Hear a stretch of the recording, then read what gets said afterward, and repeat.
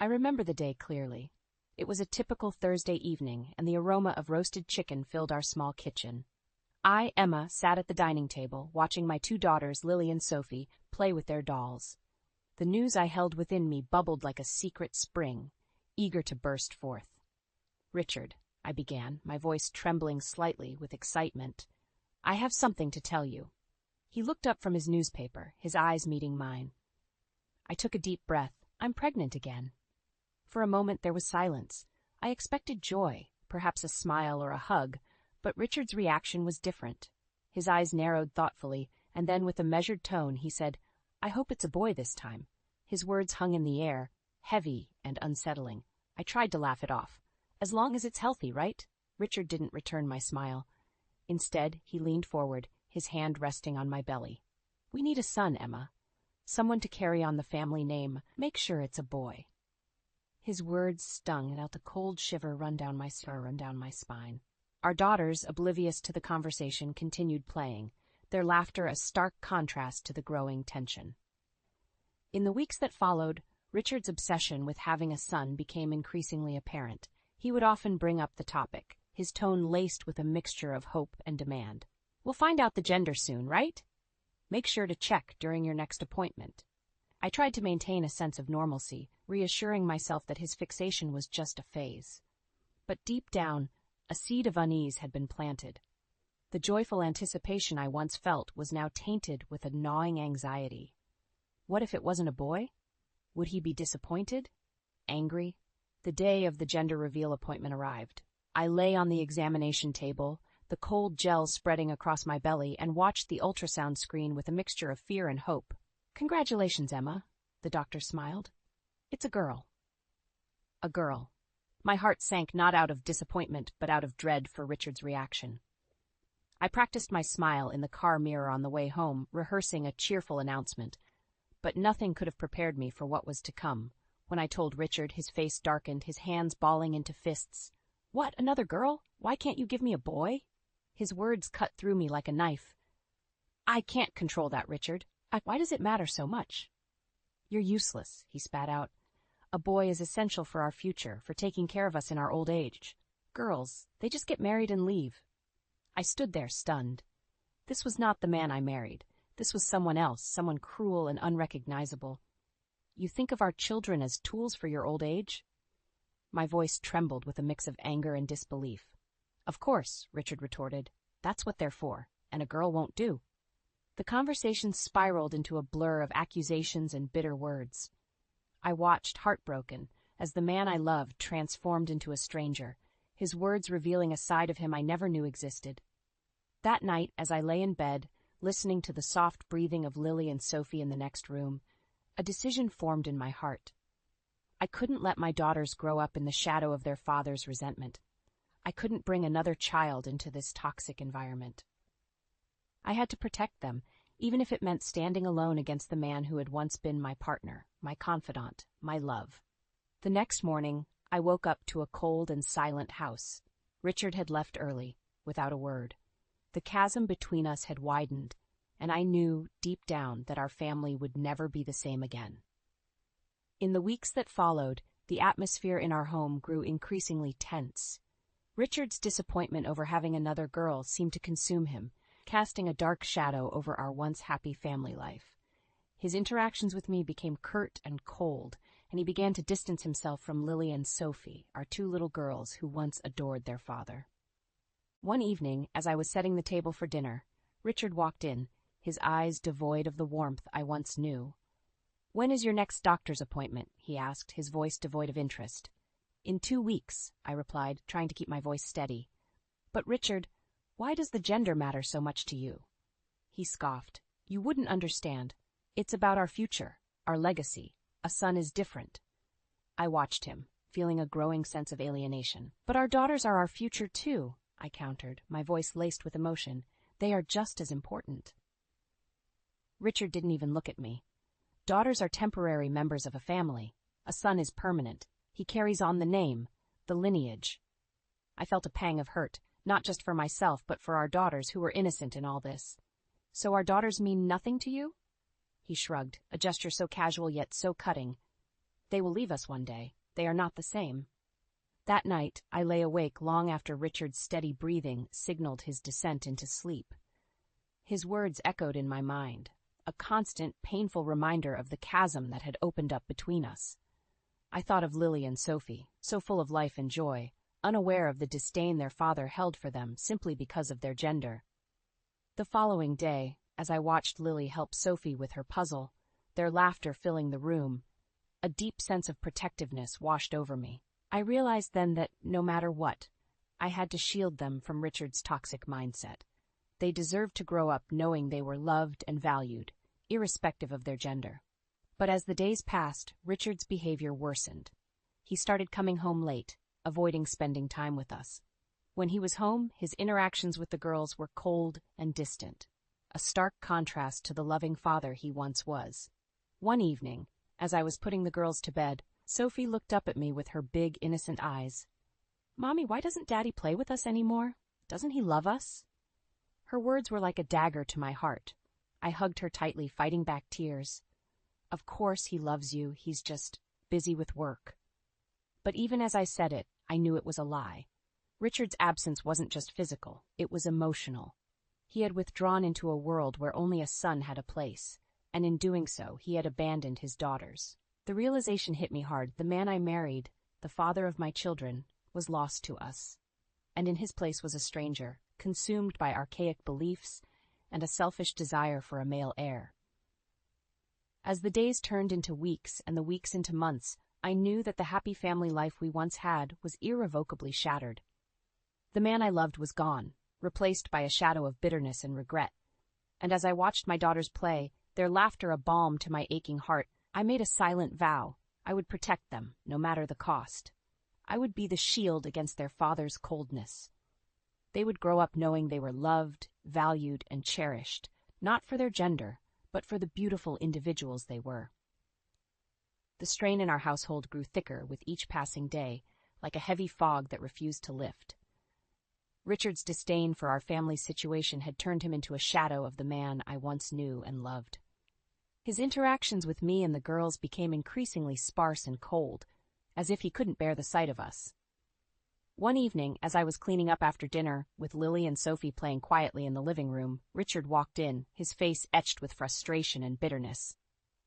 "I'm feeling suffocated in this house," he blurted out, slamming his briefcase on the table. Startled, I paused, my heart racing. "Richard, what's wrong?" He turned to me, his eyes cold and distant. "It's this life. It's not what I wanted.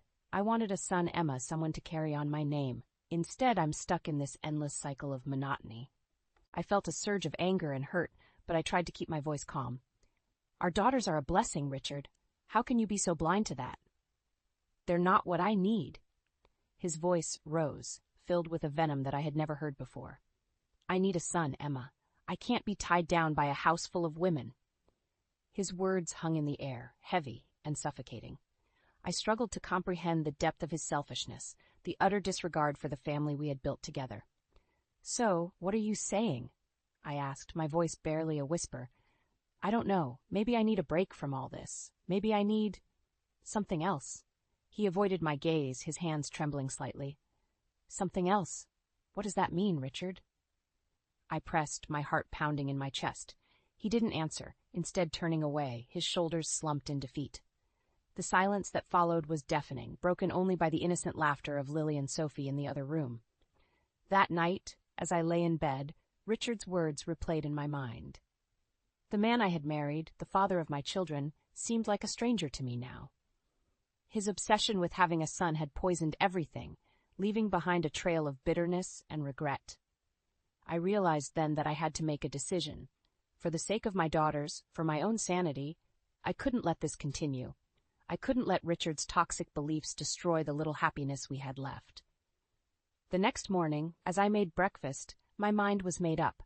I would confront Richard, demand answers, demand change. But as the hours passed, he didn't return home.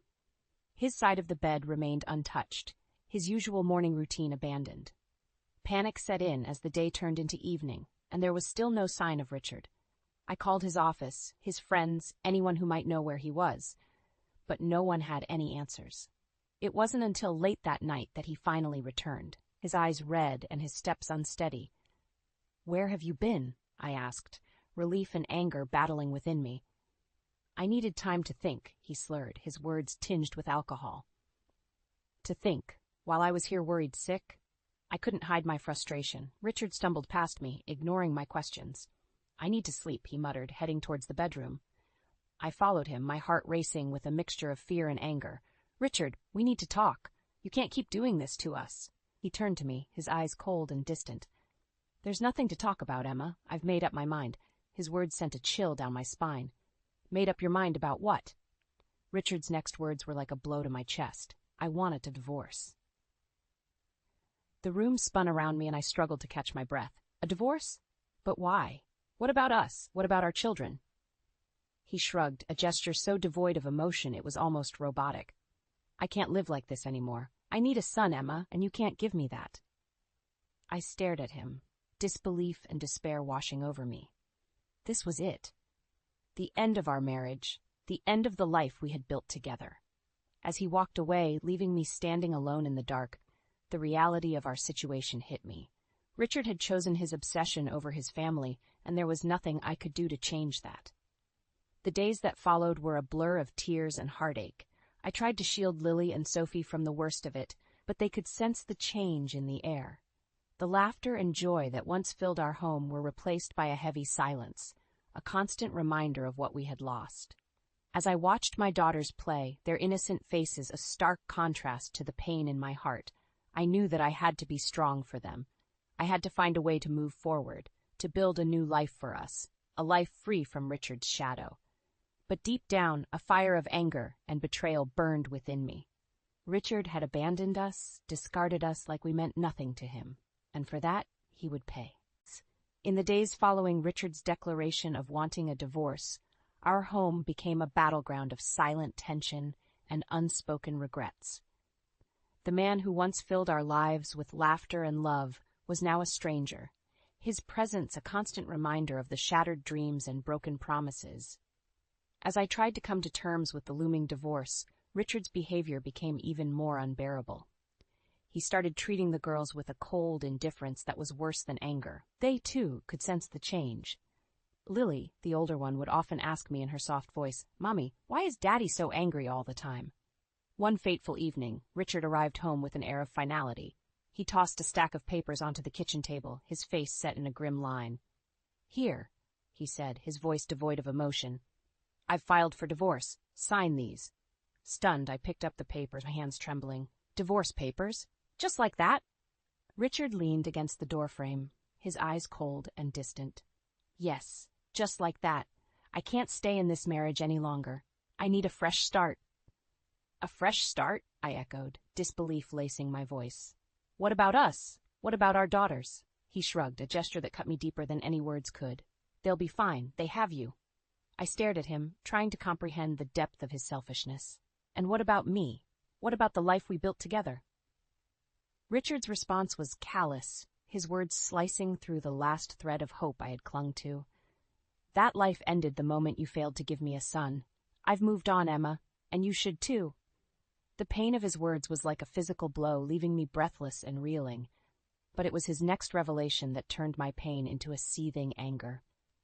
"There's something else," he said, his voice steady and unfeeling. "I've met someone else. She's pregnant with a boy." I felt the room spin around me, the walls closing in. "You have a mistress, and she's—" "Pregnant with my son," Richard finished, a hint of triumph in his voice. "See, I was right. I just needed a different woman." The implication of his words was a dagger to my heart. "So, I'm to blame for not having a son?" Richard didn't flinch. "It's the truth, Emma. You couldn't give me what I needed, but she can." I looked at the divorce papers, then back at Richard. The man I had once loved was gone, replaced by a heartless stranger.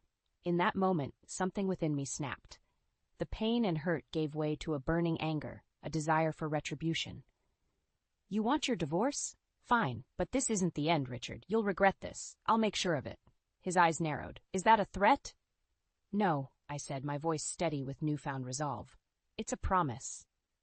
Richard left the room without another word, but his departure did nothing to quell the storm raging within me. As I looked at the divorce papers, my mind raced with thoughts of revenge. He had betrayed our family, abandoned his daughters, and for that, he would pay. In the following days, I signed the divorce papers, but with each stroke of the pen, my resolve to make Richard face the consequences of his actions grew stronger. I began to plan, to plot, to envision a future where Richard would come to understand the depth of his folly. But first, I had to secure a stable future for Lily and Sophie. They were my priority, my reason for fighting. I would do whatever it took to ensure they grew up in a loving, supportive environment, free from the shadow of their father's betrayal. And as for Richard, his day of reckoning would come. He had sown the seeds of his own destruction, and I would be there to witness his downfall. The finality of the divorce was a cold, hard fact that settled in the pit of my stomach like a lead weight. Richard had left, taking with him the remnants of the life we once shared. The house, once filled with the warmth of a family, now echoed with the silence of his absence. In the weeks that followed, I found myself grappling with a range of emotions, from searing anger to profound sadness. But above all, there was a fierce determination to protect Lily and Sophie, to ensure that they grew up knowing their worth, unaffected by their father's rejection. One evening, as I sat at the kitchen table sorting through bills and legal papers, I heard the girls laughing in the living room. Their innocent joy amidst the chaos of our lives was both heartwarming and heartbreaking. "Mommy, look! We made a castle!" Sophie exclaimed, her eyes sparkling with excitement. I forced a smile, pushing aside my worries for a moment. "It's beautiful, sweetie, just like you and your sister." But as they played, oblivious to the struggles around them, my mind was consumed with thoughts of Richard and his betrayal.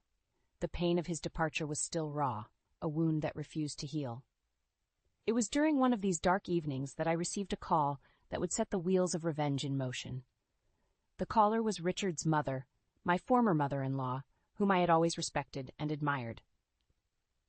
"Emma, dear, I heard about the divorce. I'm so sorry," she said, her voice tinged with sadness. "Thank you," I replied, my voice barely above a whisper. "I'm just trying to focus on the girls now." There was a pause, and then she said something that took me by surprise. "Emma, I want you to know that I'm on your side. Richard has lost his way, and what he's done to you and the girls is unforgivable." Her words were a balm to my wounded heart. "Thank you. That means a lot to me." "We must meet," she continued, her tone serious. "There are things we need to discuss, about Richard, about the future of you and the girls, and about justice." Her words piqued my interest, and a flicker of hope ignited within me. "Justice?" "Yes, my dear. Richard mustn't be allowed to get away with this. He needs to learn that his actions have consequences, and I have a plan." A plan. The word resonated with me, stirring a sense of purpose that I hadn't felt in weeks. The idea of Richard facing the repercussions of his selfishness was a thought that had crossed my mind more than once. We agreed to meet the following day at her house, a place that held many memories of happier times.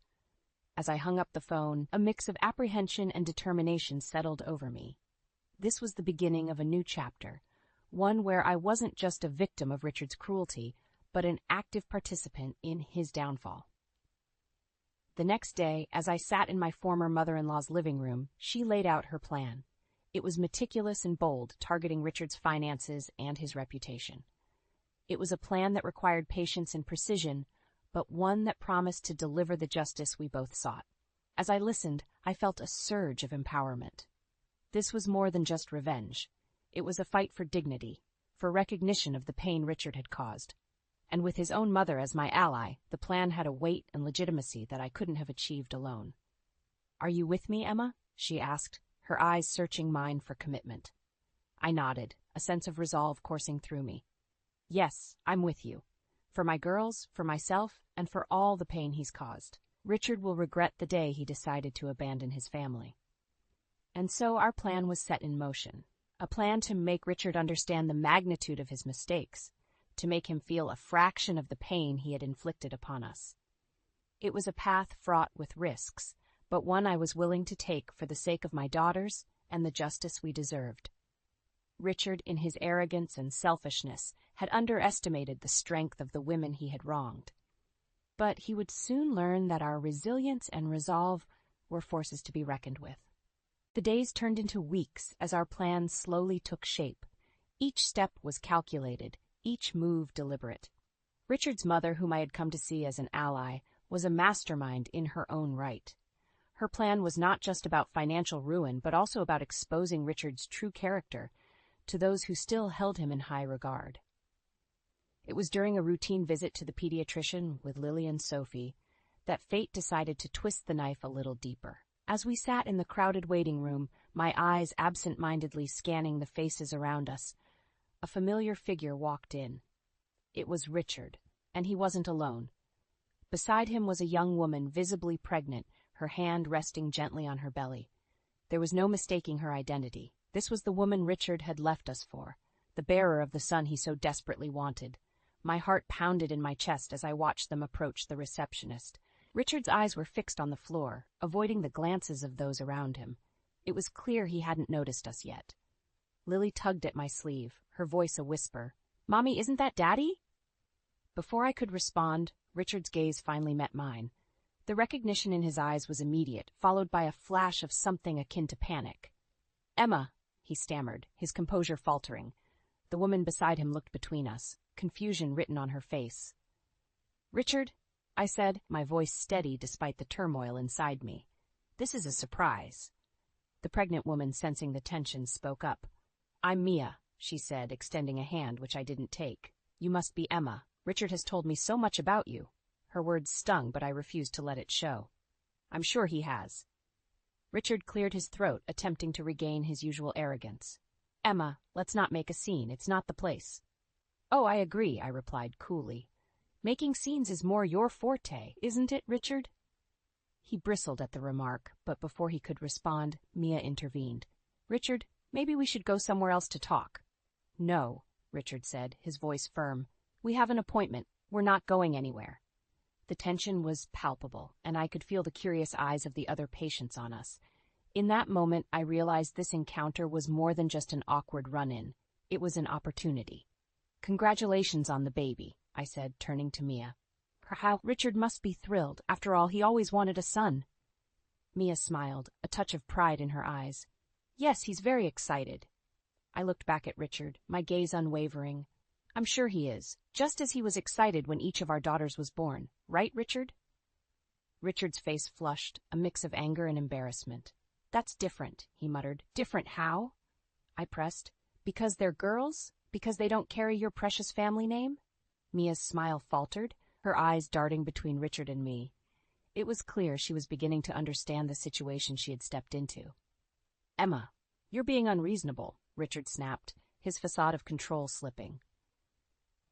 "Unreasonable," I echoed. "I think I've been more than reasonable, considering you left your pregnant wife and daughters for a fresh start." The words hung in the air, heavy with accusation. Mia looked at Richard, her expression one of dawning realization and hurt. Richard, realizing the extent of his folly, tried to salvage the situation. "Mia, let's go. We don't need to listen to this." But Mia didn't move. Instead, she turned to me, her voice soft but firm. "Is it true, Richard? Did you leave her and your daughters?" Richard's silence was answer enough. The mask had slipped, and his true character was laid bare for all to see. As they left the waiting room, Richard's defeated posture and Mia's troubled expression spoke volumes. The seeds of doubt had been planted, and Richard's perfect world was beginning to crumble. That day, as I watched my daughters play and laugh, a sense of vindication filled me. Richard's downfall had begun, and I would be there to witness every moment of it. For my girls, for myself, and for the justice we deserved. In the aftermath of the encounter at the pediatrician's office, the ripples of Richard's actions began to spread. His once unblemished reputation started to tarnish as whispers of his misdeeds circulated. Meanwhile, my former mother-in-law and I continued to weave our plan, each step meticulously crafted to bring Richard to his knees. One afternoon, as I sat in my living room surrounded by legal documents and financial statements, a knock at the door pulled me from my thoughts. Opening it, I found Richard's mother standing there, an envelope in her hand. "Emma, this came for you," she said, handing me the envelope. It was from Richard's lawyer, detailing the final settlement of our divorce. As I skimmed through the document, a sense of injustice burned within me. The settlement was meager, barely enough to support the girls and me. "This is an insult," I said, my voice laced with anger. "Don't worry, dear," she reassured me. "This is just the beginning. Richard will pay in more ways than one." Our plan was already in motion. Richard's mother had used her influence to freeze some of his assets, claiming financial mismanagement. Additionally, we had started leaking information to Richard's business partners and social circle about his infidelity and abandonment of his family. The image he had so carefully built was crumbling, but our masterstroke was yet to come. Richard's mother had discovered that Richard had invested heavily in a risky business venture, one that required constant capital input. With his assets tied up, he would soon be in a financial quagmire. As the weeks passed, the effects of our actions became evident. Richard, once a confident and arrogant man, began to look worn and frazzled. I would hear snippets of his struggles from mutual acquaintances, his business failing, his social standing eroding. Then came the day when Richard stood at my doorstep, a shadow of his former self. His eyes were tired, his suit ill-fitting, a stark contrast to the polished businessman he once was. "Emma, we need to talk," he said, his voice lacking its usual command. I led him into the living room, curiosity and a sense of triumph swirling within me. He looked around the room, his gaze lingering on the pictures of our daughters, before turning back to me. "I've made mistakes," he began, his voice faltering. "I see that now. I was wrong to leave you and the girls. I was wrong about everything." The confession, though satisfying, wasn't enough. "Your realization comes too late, Richard. You've caused too much pain." "I know, and I regret it every day," he continued. "I'm struggling, Emma. Financially, socially, I've lost everything." I looked at him, the man who had once been my world, now reduced to a figure of pity. "You brought this upon yourself, Richard. You chose this path when you decided we weren't enough for you." Richard's eyes filled with desperation. "I need help, Emma. I'm drowning." His plea, though laden with genuine distress, did little to stir my sympathy. He had made his bed, and now he had to lie in it. "You need to face the consequences of your actions, Richard, just as we've had to face the consequences of your betrayal." As Richard left my house that day, a sense of closure settled over me. The man who had torn our family apart was now facing his own reckoning. It was a bittersweet victory, one marred by the pain and suffering he had caused, but a victory nonetheless. I turned my attention back to my daughters, the true sources of my strength and joy. They were my priority, my future. And as for Richard, he was now just a chapter in our past, a lesson in the consequences of selfishness and betrayal. The weeks following Richard's visit saw his rapid descent into a world of consequences he had never imagined. News of his business failures, fueled by the leaks we orchestrated, spread like wildfire. His once loyal circle began to distance themselves, leaving him isolated in his self-made turmoil. Meanwhile, Richard's mother and I watched as our plan unfolded with precision. The financial stranglehold tightened around him, each day bringing more bad news. His lavish lifestyle, once a symbol of his success, became unsustainable, a noose around his neck. One rainy afternoon, as I sat with Lily and Sophie, crafting a makeshift castle out of cardboard boxes, a sense of peace filled me. The girls were oblivious to the storm that had engulfed their father's life, their laughter a soothing melody in the chaos. The doorbell rang, slicing through our tranquil afternoon. I opened the door to find a drenched and disheveled Richard standing on the doorstep, his eyes red and swollen. "Emma, I need to talk to you," he said, his voice barely a whisper. I hesitated, but eventually let him in, the girls' curious eyes following him as he entered. We sat at the kitchen table, the same place where we had shared so many family meals. Now it was just the two of us, surrounded by the remnants of our broken marriage. "Emma, I'm ruined," Richard began, his hands shaking.